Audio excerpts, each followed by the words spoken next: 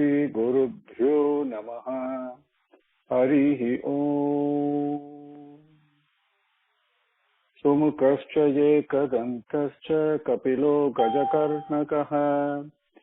Lambodharascha Vikato Vignarajo Vinayakaha. Dhumaketu Ganadhyakshaha Palachandro Gajananaha. Vakratundaha Surpakarno Herambaha Skandapurvajaha. Shuklam Bharadharam Vishnum Sasivarnam Chaturbhujam. Prasannavadanam Dhyayet Sarva Vignopashantaye. Yasya Viradavatrabhya Parisadhya Paraspatam. Vignum Nignanti Satatam Vishvaksenam Tamasraye. Gurur Brahma Gurur Vishnu Gurur Devo Maheswaraha. Guru Sakshat Parabrahma Tasmai Shri Gurave Namaha. Satchidananda Rupaya Krishnaya Aklishtakarine. Namo Vedanta Vedyaya Gurave Buddhisakshine. Krishna Dvaipayanam Vyasam Sarva Bhuta Siteratam. Vedabjabhaskaram Vande Samadhi Nilayam Munim. Sahasramurte Purushottamasya Sahasra Netranana Padabaho. Sahasranam Stavanam Prachastham. Niruchyate Janmajaradishantyai. With Bhagavan's grace, let us continue from where we left off. Last time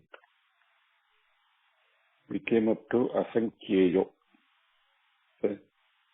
Suprasada Prasannatma Visvabhuk Vibhuhu Satkarta Satkrita Sadhur Jaknur Narayano Naraha.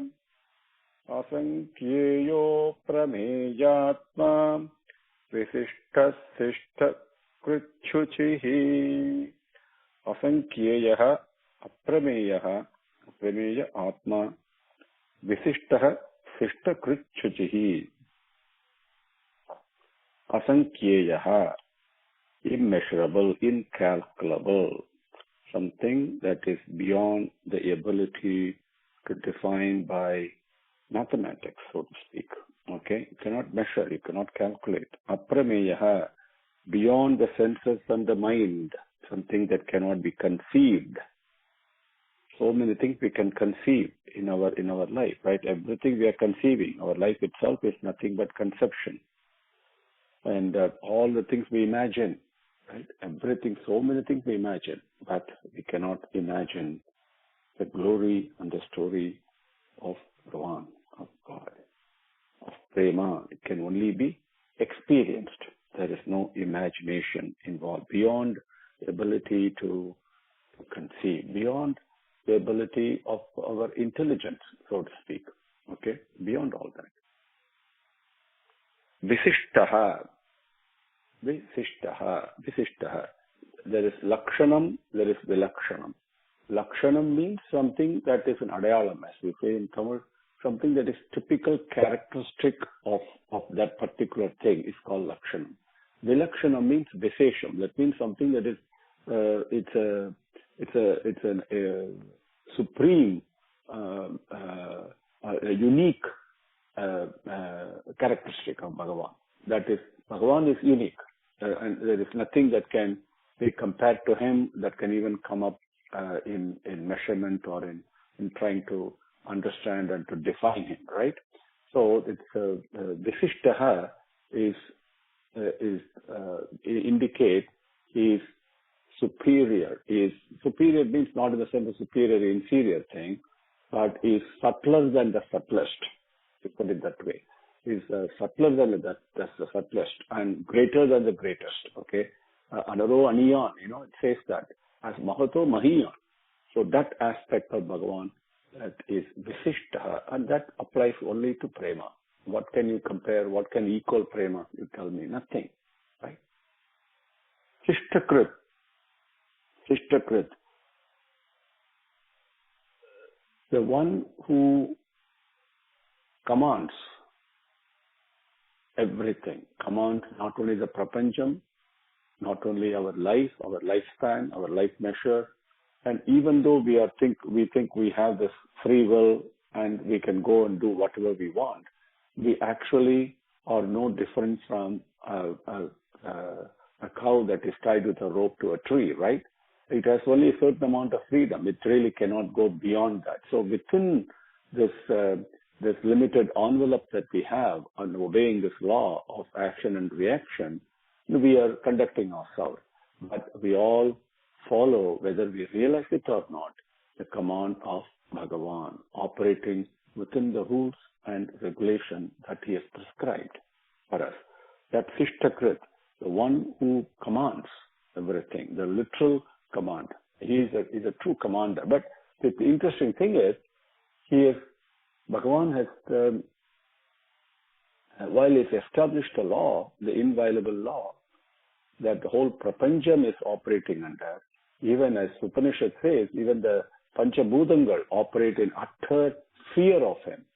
Utter fear of him. Fear, the sense of obedience, His commands are absolutely inviolable, and not even a time, not even a speck of sand can move a dot without Rama's will. And this is so true.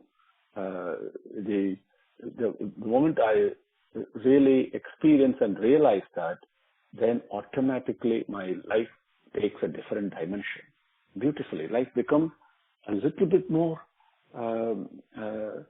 comfortable, a little bit more at ease, a little bit more peaceful, because somebody else is handling all this. All I have to do is just to follow that course and not try to disobey, not try to rebel, not try to resist, right?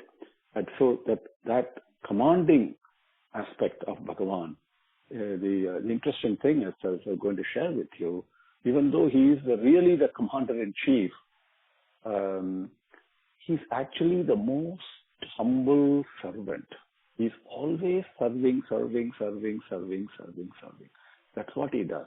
And without the slightest difference between a worm and a human being, an elephant and a lion, doesn't matter, a snake and a dog, he serves every being in creation. This is the beauty of Bhagavan. The one lesson of management I learned from Swami was that you manage through service.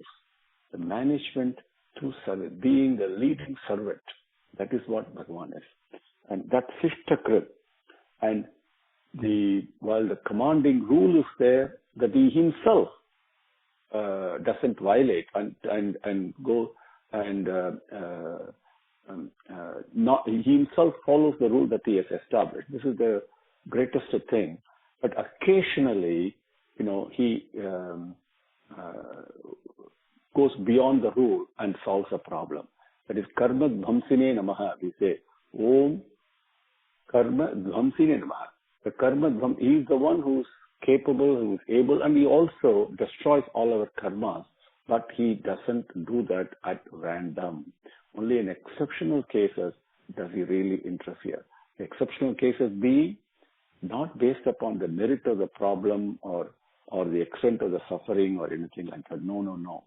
The only exceptional cases when there is a yearning and a call of yearning, and when I seek him, please Swami, you help me, you take care of this, then he jumps in.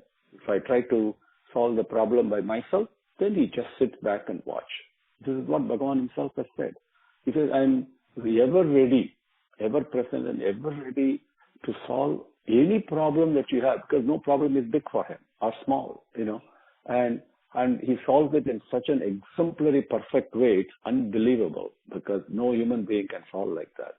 And so perfect. But he says, yeah, I'm willing to solve all your problems. Bring all your problems to me. I'll take care of every one of them. But if you think, you want to solve it by yourself with the abilities that you think you have, then I sit back and watch. So that is the thing to remember. That is an important message for surrender. And by then, Shishtakrit, Suchihi, without any blemish, purity itself. And the purity is Swayam, that is his own self is nothing but purity. Okay? And also another meaning we have seen earlier is that his effulgence is such that it is a Swayam effulgence. It does not come from anywhere else, but that is the one that shines. That is also the meaning of Suchihi, which comes only from purity. Purity comes only from selflessness. Only through sacrifice, through yajnam, can purity be obtained. Suddham can be obtained only by yajnam. And yajnam is what we all, when we perform different yagams and yajnams and all that, that is not to please Bhagavan. Bhagavan doesn't need to be pleased. I need to conduct myself in such a way that just like a way a mother is very happy when the child conducts himself or herself in the proper way with good character, how much happiness does mother get like that? If I conduct myself, behave myself well according to what Bhagavan wants me to behave myself, according to the principles and the rules he has given, the basic rule is yajnam, sacrifice. That is the key message from Bhagavan. And the moment I sacrifice, then I become pure. It is very simple as that. And that is what Bhagavan is. Suchihi, Siddhartha, Purnam. One, he is the one, Bhagavan. Prema has got everything in it. There is nothing that is deficient in Prema. It doesn't want anything. It is always full. Purnam adaha, Purnam idam. That is, it is incredible. There is nothing like, I share a little bit of love with somebody, immediately I lose some love. No, it's like nothing like that. It doesn't increase, it doesn't decrease. And this, what else can be more beautiful and amazing than that? That is Siddhartha. Everything is self-contained. Ningada Shelvam, Nirenda Shelvam, we say in Tamil and all that, right? That is Prema only. That is what Bhagavan is. And that is Siddhartha. Siddha Sankalpaha. Now, people like me, not experiencing, not sharing the selfless love that is bottled up within me, right? What do? I want to achieve this, I want to accomplish that. So various undertakings I take with a certain target and a goal and an objective. And he's the one who fulfills all this sankalpam, all the vows that I undertake. I say, Swami, I'll come and we say, we go to temples and we have so many prayers and we go and want to get something done. We go do puja, or once this is done, we go one certain thing that we have been praying has been accomplished. I'll come and do Anga Pradakshina for you in Tirumala. So many things we pray to him. Those are all vows that we undertake. Or Ekadasi Vratam, so many things that we take Sankalpa. All those things, how do they get fulfilled? He's the one who fulfills them. Because every word, not only a devotee, of course, a devotee utters, that is very different. But even ordinary people like me, a thought occurs. And Swami, I want to do this. He makes it happen. Then Siddhartha, Siddha Sankalpaha, right? One who fulfills all our vows. Every action, simple thing like I'm going to cook this item for today for lunch. Even that itself is a vow that we have undertaken, right? And you take a vow that I am always going to speak only the truth. He will fulfill it. I make sure that I speak without hurting somebody. He will fulfill that. Whatever vow that I undertake, right? And that he fulfills that. Siddha Sankalpaha, Siddhi Daha. Not only that he fulfills all our vows, he also gives the results appropriate for each one. Whatever I do, he gives me the rewards for it. But what is suitable for me? This is very important. I may do something, I may get a certain result. And somebody else may do only half of what I had done. But he may get double the result, so to speak, right? I'm talking with the various rewards we think in life, whether it is wealth or power or position or the size of the house or not even owning a house or whatever it could be, right? But you can see there's certain rewards, and for some people seem to happen quite disproportionately in our opinion. And some people work very hard and very well, extremely well. They do a job very well, but the rewards don't seem to materialize, right? So what expected reward? He gives whatever is appropriate. This is something that it's good for us to understand and accept. This is why the Phala Data is Bhagavan, Siddhi Daha. It is like, as Swami says, it's like the rewards and the wealth we have, the position we have, the power we have, the health we have, whatever we have in life, and whatever we don't have in life also. Everything is like a shoe that we are wearing. It has to fit us. If it is too loose, we cannot walk. If it is too tight, we cannot walk. So he knows what the right size is, what is the appropriate result. Result meaning what? An experience, basically. That's all it is. A result is nothing but an experience. And that's something that I can handle. Not only I can handle, but my level of maturity. It depends on whether the fruit is too full ripe or half ripe or just a flowering, which stage I am in, only Bhagavan knows. Correspondingly, he gives the right nutrition for me in the form of a reward to nourish me in the spiritual path. This is so fundamentally important. And Siddhi Daha, Siddhi Sadhanaha. And now I have a desire, I take a vow, I want to do something, right? I want to accomplish something. I want to achieve. I want to get an A+. I want to get a bachelor degree, a master's degree, whatever that we want. I want to go and get a job or apply, go to an interview and land a job. So many things we have, right? Or even a simple thing like going to the corner store to get a gallon of milk. Whatever desire I have, right? He fulfills it. He makes it happen so the result is achieved. That is Siddhi Sadhanaha. Now, that is Siddha Sankalpa. Now, Siddhi Sadhanaha, we said the result is achieved. Who is actually doing the action to achieve the result? That is also Bhagavan. Siddhi Sadhanaha. He is the one who is also carrying out the accomplishment of a Siddhi. So, Siddhi Daha gives a result as appropriate. You fulfill whatever my vow desires are. He is the one who is also doing it.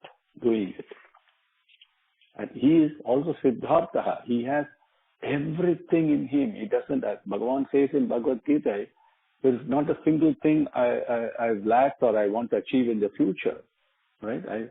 But still I'm doing action. While he's actionless, he's also doing actions through us, through me, through you, and all that. The purpose for that is to spread this, to expand, to embrace everything in prema. That is the only reason love is acting through all of us. It is prema that is acting in the form of action, in the form of results, in the form of desires, in the form of ability, in the form of opportunity, in the form of time.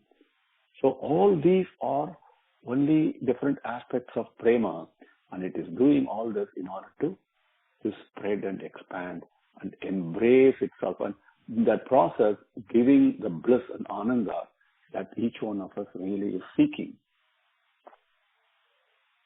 Siddhartha Siddha Sankalpa Siddhida Siddhi Sadhanaha Vrushahi Vrushabho Vishnur Vrushaparva Vrushodharaha Vrushahi. When we talk of daytime, immediately we think it is bright, isn't it? Night immediately gives us the conveys the meaning and understanding, it is dark. A day conveys the meaning, it is bright. Everything is effulgent, right?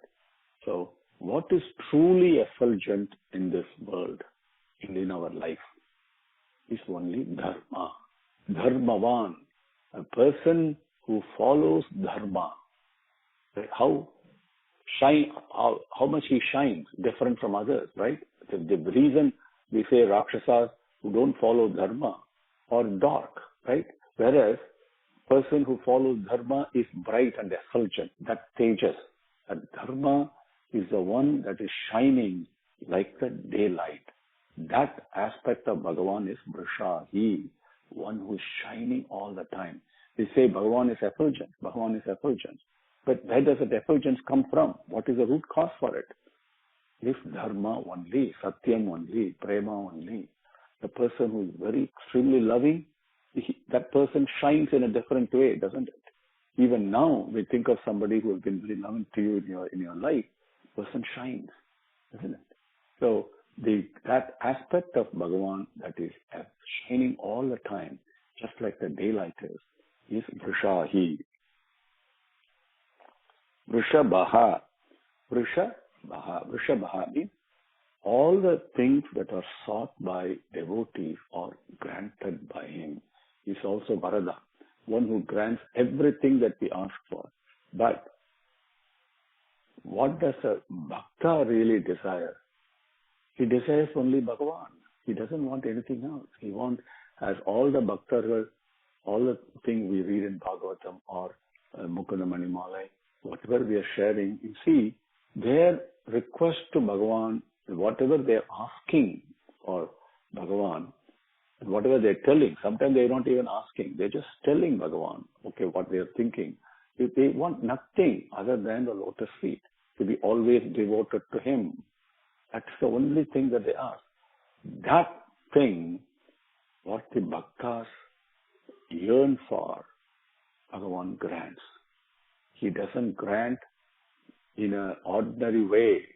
It is like a varsham. Varsham means rain, a pouring rain. It's beautiful, when you go and stand outside and it's raining so beautifully, how will it be? It is like that is pouring down and grants all the things that they want. This is what Upanishads also say. Exactly like a rain that is falling on me. Okay, that is what Sahasra Sakhe means. How many branches does a rain have? So many drops, so many waves, isn't it? I can grab any one of them. And like that is the rain of prema. Please understand, it is a flood actually. More than a rain, it's a flood. But a flood where you don't have difficulty to breathe. This is beautiful, okay? And it is falling, not only embracing us all around, it's actually immersed us in it. It's also pouring down on us. That is Vrishabhaha. Vishnu, Sankara Bhattar says in Trivikrama Avataram, is Bhagavan who manifested himself in all the worlds by taking, if one foot was manifested in the Prapancham, another was in the Sathya Lokam and Sarga Lokam. That aspect of Bhagavan is Vishnu, okay? All pervasive. Vrishabhaha, Vishnu, Vrishaparva, Vrishodharaha, Vrishaparva. Swami, we think Bhagavan is somewhere higher up. And when something is higher up, we have to climb a set of steps, right? One step after another, like we come from kindergarten to first grade to second grade, and finally we pass from high school and then go to a college, university, get our bachelor. Everything is a step, isn't it? First year, second year, third year. So it's like a stepwise. That stepwise approach to Bhagavan, who is providing all these various steps? What are these various steps to grasp the lotus feet? Yamam, niyamam, like sense control, mind control, then pranayamam, like we saw all that in Patanjali Yoga Sutra, right? then controlling the breath, controlling the mind, right? Then dhyanam comes, seated properly, and then you start thinking about Bhagavan and you focus on Bhagavan, and then you get into the process where you even lose yourself in Bhagavan. Or, that is one set of steps there. Bhagavan also says, Manmana Bhava, Madbhakto, Matyaji, Mam, Namaskuru. You take those 4 steps, automatically you reach Him. Or just one step you take. Sarvadharman Parityajya Mam Ekam Sharanam Raja. Give up everything. Forget all these things about climbing up steps and how to reach you and all this. You're going around, with blindfolded and trying to find your way through a dark forest. Forget all that. Just do one step. Mam Ekam Sharanam Raja. Surrender to me. That one step you do, I'll take care of. Bhagavan, this is Vrishabh Parva. This is one who has taught us the steps to take, right? And also who himself is also manifesting as the steps to take. I don't know how to surrender to you, Swami. Honestly, surrender is a simple thing. As Swami says, it is so easy. Like you take a handkerchief and you just drop it. It is like that. Just like dropping a handkerchief, surrender is the easiest. But I don't do it because my ahamkaram, my ego, my lack of faith, my lack of 100% faith. I have partial faith, but I don't have 100% total faith. Come what may, Bhagavan will take care. That faith I don't have. So I am not letting go of the handkerchief. So what do I do, Swami? How do I get to you? Then for that he says, surrender, Sarva Palatyamam, which saw that in Bhagavad Gita, right? All the actions we do, every single action that I do, why should I be concerned or bothered with the result? Forget even not desiring the result. Let the desire come, let it go. I'm not worried about it. But I should undertake an action, do an action without really being bothered with its result. Whatever the result comes, Bhagavan gives. I can practice that. That also is a step. So there are infinite steps and there is infinite ways, not infinite steps, infinite ways, infinite pathways to embrace Bhagavan, who's embracing me. The same way Rama embraced Hanuman, and that is such a supreme and sacred moment that took place in the Kishkinda mountains, right? And same Bhagavan is embracing me all the time. Remember that. Embracing me all the time. That when Rama embraced Hanuman, what did Hanuman do? Hanuman embraced Rama back. That embracing I must do. To do that, Manmana Bhava, that one simple step is enough. Think of me with love. Simple step. Or Karma Palatyanam. Every action I do, seriously practice not being bothered, not being concerned with the result. Just do the action as worship. So many ways are there. That is Vrishabh Parva. This is the various pathways, the various steps to reach Paramapadam, to reach the final abode, to get back home, right? That is the various pathways are also Bhagavan only. He is the one who is appearing and making himself available in so many ways, so many pathways, so many steps to get back home. It is not just one route. to get back home. There are infinite routes available. Every one of those pathways, every one of the routes is Bhagavan only. That aspect of Swami is Vrisha Parva. Vrishodaraha. Udaram means stomach, right? So Vrisha Udaraha, right? Now,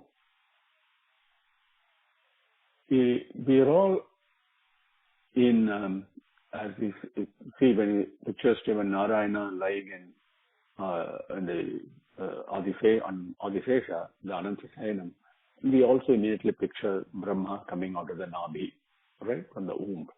We are all in Bhagavan's womb only. Even now, we are all in Bhagavan's womb only. Because how are we being protected? Like only inside a mother's womb is a fetus being protected, and all the nourishment, everything takes place. So we are all, the whole prapancham is Bhagavan's womb only. Please remember that. It is not like we have come out of Bhagavan and we are immediately separated from him. No, we are all enveloped in this womb of prema. It's prema that is, it's like an ocean and we are all immersed in it. Please, we are all submerged in it. Please remember that. And that is the one that is nourishing us. It is not our pranam that is nourishing us. It is not the food that is nourishing us. It is not our mind. It is not our buddhi. It is not, none of those things that we think is nourishing us is not what nourishing us. It is prema only. And that udaraha, vrisham means something that is vrishti, that is something supreme and sacred.